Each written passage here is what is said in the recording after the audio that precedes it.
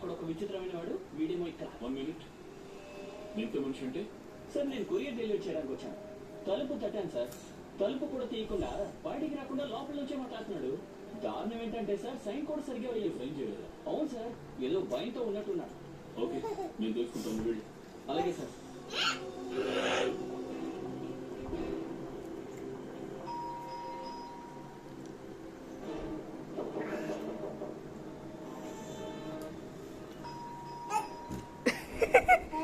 ఏంటి sir door open చేయడానికి ఇంత టైం చేస్తున్నారు?